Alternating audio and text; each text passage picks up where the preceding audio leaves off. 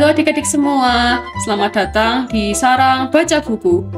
Hari ini kita akan mendengarkan cerita yang berjudul Pangeran Diponegoro yang diterbitkan oleh Buana Ilmu Populer dan ditulis oleh Wati Ideo dan Nindya Maya. Nah, adik-adik, apa saja sih usaha Pangeran Diponegoro dalam membela kemerdekaan bangsa Indonesia? Yuk, simak kisah inspiratifnya di cerita ini ya. Namaku Bendoro Raden Mas Mustahar.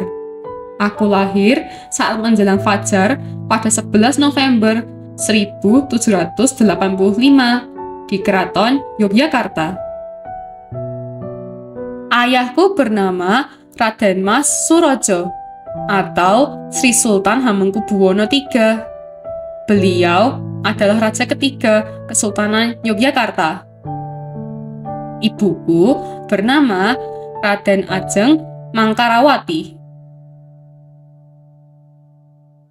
Sejak kecil, aku diasuh oleh nenek buyutku yang bernama Ratu Ageng. Beliau adalah permaisuri dari Sri Sultan Hamengkubuwono I. Aku diasuh oleh nenek buyutku di Tegalrejo dengan penuh kasih sayang. Kelak, kamu akan menjadi seorang pemimpin besar. Nenek buyutku sering menceritakan bagaimana penderitaan rakyat jelata di bawah kepemimpinan Belanda. Nenek buyut berharap aku kelak dapat membela rakyat. Aku senang sekali belajar dan banyak membaca. Aku belajar ilmu agama dan juga ilmu bela diri. Berkat didikan nenek buyutku, aku tumbuh menjadi anak yang rendah hati, soleh, dan senang membela kebenaran. Seiring dewasa, aku juga senang berkelana di hutan dan gunung.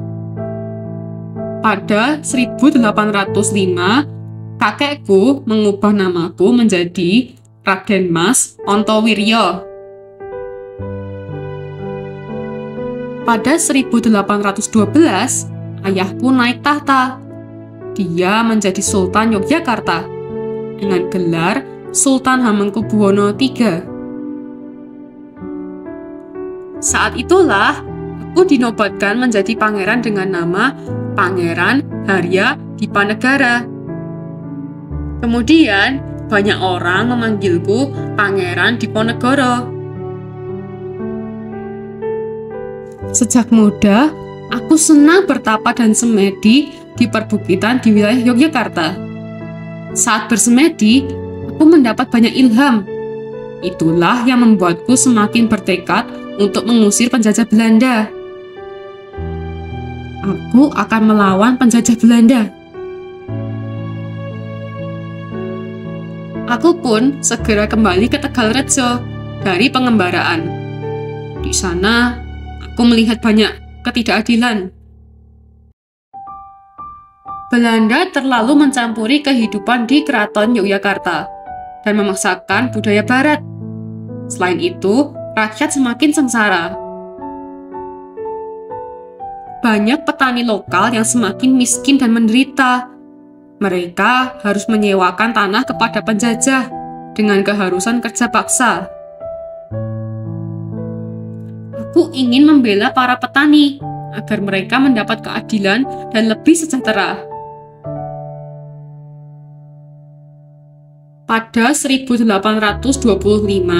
Belanda akhirnya mencetuskan perang. Belanda ingin menguasai daerah yang ada di Jawa. Mereka menyerang dan membakar kediamanku di Tegalrejo. Aku pun mengobarkan perlawanan.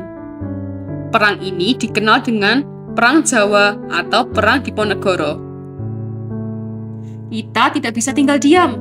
Ayo, kita lawan penjajah Belanda. Aku dipilih menjadi pemimpin dalam perang ini. Perang Diponegoro tidak hanya melawan penjajah, tetapi juga orang-orang keraton yang berpihak kepada Belanda. Aku mengatur strategi perang, mengobarkan semangat, dan berjuang demi keadilan. Ini adalah peperangan yang besar di tanah Jawa. Aku menggunakan taktik perang gerilya. Aku dan pasukanku bergerak cepat, menyergap, dan menyerbu secara tiba-tiba. Saat peperangan terjadi, aku banyak didukung oleh rakyat, ulama, dan para bangsawan dari beberapa wilayah di Jawa. Ayo, kita lawan bersama! Perang Diponegoro adalah perang terbuka pertama dengan Belanda. Perang ini menjadi awal dari perlawanan rakyat kepada penjajah. Ayo, kita serang! Kita pasti bisa! Ayo, terus berjuang untuk negeri ini! Perang ini membangkitkan kepercayaan diri rakyat Jawa untuk melawan penjajahan. Perjuangan dalam Perang Diponegoro berhasil menumbuhkan semangat persatuan dan kebangsaan di masyarakat Jawa. Perang Diponegoro berlangsung hingga 5 tahun. Pada 28 Maret 1930, Jenderal de Kock berhasil menangkap pasukanku di Magelang. Mereka lalu berniat untuk berunding. Aku pun menyerahkan diri dengan syarat seluruh pasukanku dilepaskan. Namun, semua itu hanya siasat licik untuk menangkapku. Aku pun ditangkap dan diasingkan ke Manado. Meski aku diasingkan, perjuangan harus terus dilanjutkan. Kecintaan dan semangat perjuanganku untuk bangsa tak pernah pudar. Aku percaya bahwa perlawanan terhadap Belanda tidak akan sia-sia. Bagaimanapun, kita harus terus berjuang melawan ketidakadilan di negeri ini. Sekian cerita dari Pangeran Diponegoro. Terima kasih adik-adik sudah mendengarkan cerita ini. Nantikan cerita menarik di Sarang Baca Buku. Jangan lupa like, share, dan subscribe channel kami. Sampai jumpa. Bye-bye.